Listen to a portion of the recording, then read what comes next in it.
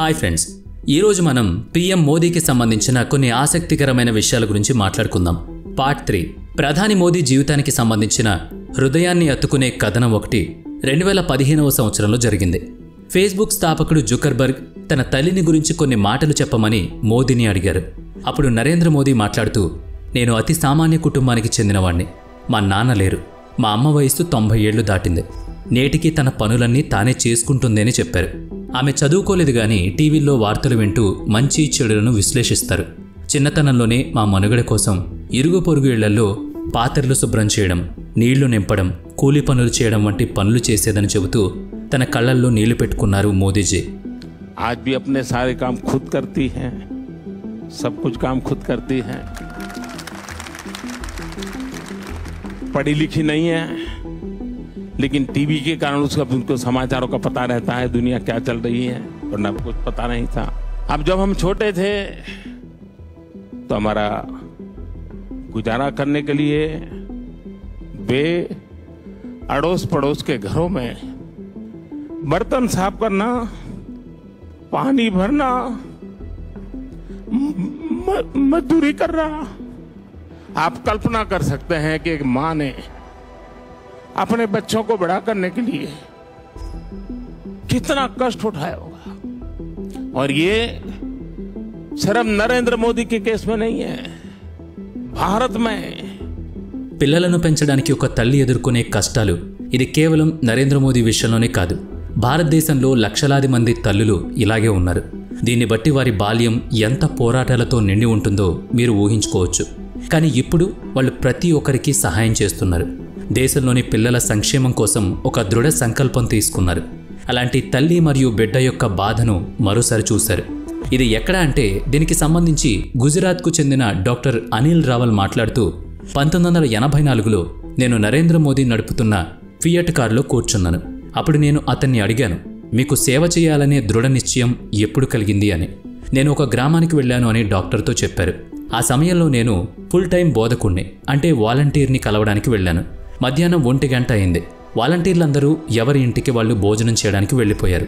అప్పుడు నేను అక్కడే ఒక గుడిలో ఉండే స్వచ్ఛంద సేవకుడి ఇంటికి వెళ్ళాను. అక్కడ అతని భార్య మరియు చిన్నపిల్లవాడు ఉన్నారు. అయితే నేను వెళ్ళింది భోజనం సమయంలో కాబట్టి వాళ్ళు నాకు ఒక పెద్ద ప్లేట్లో భోజనం మరియు ఒక చిన్న గిన్నెలో పాలు వడ్డించారు.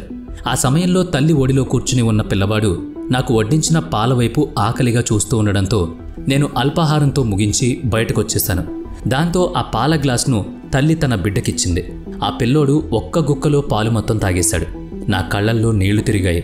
ఇక్కడ చాలామందికి కడుపు నిండడానికి తిండి దొరకడం లేదని, అందుకే అటువంటి వారందరినీ ఉద్ధరించాలనే దృఢ సంకల్పం తీసుకున్నాను. ఆ సంఘటన తర్వాత 2 దశాబ్దాలు గడిచినా మోదీజీ గుజరాత్ ముఖ్యమంత్రి అయిన వెంటనే దాన్ని మర్చిపోలేదు. 2001లో పేదలకు సేవ చేసే అవకాశం వచ్చిందని, ఆ తర్వాత దేశ ప్రధాని అయిన తర్వాత కూడా వాళ్ళని ఆదుకునేలా చర్యలు తీసుకున్నారని మనందరికీ తెలుసు. నరేంద్ర మోదీ జీవితంలో అటల్ బిహారీ వాజ్పేయి గారు చాలా ముఖ్యమైన పాత్ర పోషించారు.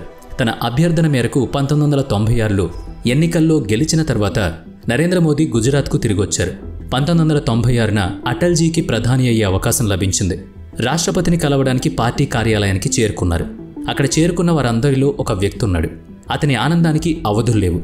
మరియు ఆ వ్యక్తి అటల్జీ వద్దకు పరిగెత్తుకుంటూ వచ్చి ఆయన్ను హత్తుకున్నాడు. అటల్జీ కూడా 3 సార్లు అతని వీపుపై తట్టారు. ఆయన మరెవరో కాదు, మన ప్రధాని నరేంద్ర మోదీ. 2001లో నరేంద్ర మోదీ గుజరాత్ ముఖ్యమంత్రి అయిన కొన్ని నెలల తర్వాత అటల్ బిహారీ వాజ్పేయి గుజరాత్కు వచ్చి నరేంద్ర మోదీకి బోధించిన రాజధర్మాన్ని ప్రస్తావించారు. ఈ రాజధర్మాన్ని అనుసరిస్తూనే మోదీ భారత ప్రధాని అయ్యాక ప్రపంచంలోనే అత్యంత శక్తివంతమైన వ్యక్తుల్లో ఒకరిగా మారి అగ్రస్థానానికి చేరుకున్నారు. 2014లో తొలిసారిగా నరేంద్ర మోదీ భారత ప్రధాని అయినప్పుడు పార్లమెంట్లో అడుగుపెట్టగానే తొలిసారిగా అటల్జీని గుర్తుకు తెచ్చుకుని ఆయన ఆరోగ్యం గురించి చెబుతూ కంట నీరు పెట్టుకున్నారు. 16 ఆగస్టు 2018న అటల్ బిహారీ వాజ్పేయి 93 సంవత్సరాల వయసులో విషాదంగా మరణించారు. ప్రధాని మోదీ తన చివరి ప్రయాణంలో భాగమైనప్పుడు కన్నీళ్లతో నిండిపోయింది. ఆ తర్వాత ఆయన ఒక ప్రసంగంలో ఆయన్ను గుర్తు చేసుకుంటూ, అటల్ బిహారీ వాజ్పేయి గారు మా నాన్నగారితో సమానమని చెప్పుకున్నారు. 2014 మేలో నరేంద్ర మోదీ ప్రధాని అయి శతాబ్దాలుగా దేశాన్ని పాలించిన కాంగ్రెస్ ప్రభుత్వాన్ని పడగొట్టినప్పుడు అద్వానీజీ ఒక సమావేశంలో మాట్లాడుతూ, నరేంద్ర భాయ్ బీజేపీలో భాగం కావడం ద్వారా మేలు చేశారని అన్నారు. దానికి మోదీజీ బదులిస్తూ కన్నీళ్లు పెట్టుకున్నారు. అలా కన్నీళ్లు పెట్టుకుంటూ భారతదేశం నా తల్లి వంటిది, ఒక కొడుకు తన తల్లికి మేలు చేయడం గొప్ప విషయం కాదు, కాబట్టి భాజపా మాతృమూర్తికి సేవ చేసిందని చెప్పుకొచ్చారు. పీఎం మోదీ తన చుట్టూ ఉన్న ప్రతి ఒక్కరిని గౌరవిస్తారని, అతను ఎవరితోనూ కఠినంగా మాట్లాడరని, అతనితో పనిచేసే ప్రతి ఒక్కరి ముఖంలో చిరునవ్వు ఉంటుందని అందరూ చెప్తూ ఉంటారు. కానీ కొన్నిసార్లు నరేంద్ర మోదీ తన జీవిత పోరాటాన్ని గుర్తు చేసుకుంటే అతని కళ్ళల్లో నీళ్లొస్తాయి. అదేవిధంగా చివరిగా ఇప్పుడు మనం ఎప్పుడూ వినని కథ గురించి మాట్లాడుకుందాం. ఇది మిమ్మల్ని కదిలిస్తుంది. ప్రధాని నరేంద్ర మోదీ పట్ల మీకున్న గౌరవం మరింత రెట్టింపవుతుంది. కొంతకాలం క్రితం ఒక ప్రత్యక్ష కార్యక్రమంలో ఒక మహిళ పంచుకున్న తన కథలో ప్రధాని మోదీ భాగమయ్యారు. ఇప్పుడు తాను ఏం చెప్పిందో చూద్దాం. 2011వ సంవత్సరంలో నేను పక్షవాతంతో బాధపడుతున్నాను. నేను ఆసుపత్రిలో చికిత్స పొందుతున్నప్పుడు నా మందులు చాలా ఖరీదైనవిగా ఉండేవి. దాంతో ఇంటిని నడపడం చాలా కష్టంగా మారిందని, నేను నా మందులను 5,000కి కొనేదాన్ని. మీరు ప్రవేశపెట్టిన ఆరోగ్య పథకం వల్ల ఇప్పుడు నాకు 1,500 మాత్రమే పడుతోంది. దాని నుంచి నేను నా ఖర్చులను నడుపుకోగలుగుతున్నాను. అలాగే నా ఆరోగ్యాన్ని కాపాడుకోవడం కోసం పండ్లు కూడా తీసుకోగలుగుతున్నాను. ఆ తర్వాత ఆవిడ చెప్పిన మాటలు విని మోదీ కూడా సంతోషంతో నిండిపోయారు. నరేంద్ర మోదీ ప్రభుత్వంలో జన్ ఔషధి కేంద్రం వంటి అనేక పథకాలున్నాయి. ఇవి దేశంలో చాలామంది ప్రజలకు ప్రయోజనం చేకూరుస్తున్నాయి. అలాంటి వారి అందరి జీవితాల్లో ప్రధానమంత్రి కూడా ఒక భాగమయ్యారు. నరేంద్ర దామోదర్ దాస్ మోదీ ప్రపంచంలోని అత్యంత శక్తివంతమైన నాయకులలో ఒకరిగా పరిగణించబడ్డారు. ఈయన సింగిల్ వాయిస్ మొత్తం దేశాన్ని యాక్షన్ మోడ్లోకి తీసుకొస్తుంది. ఆయన వ్యక్తిత్వం అందరినీ ఎంతగానో ఆకట్టుకుంటుంది.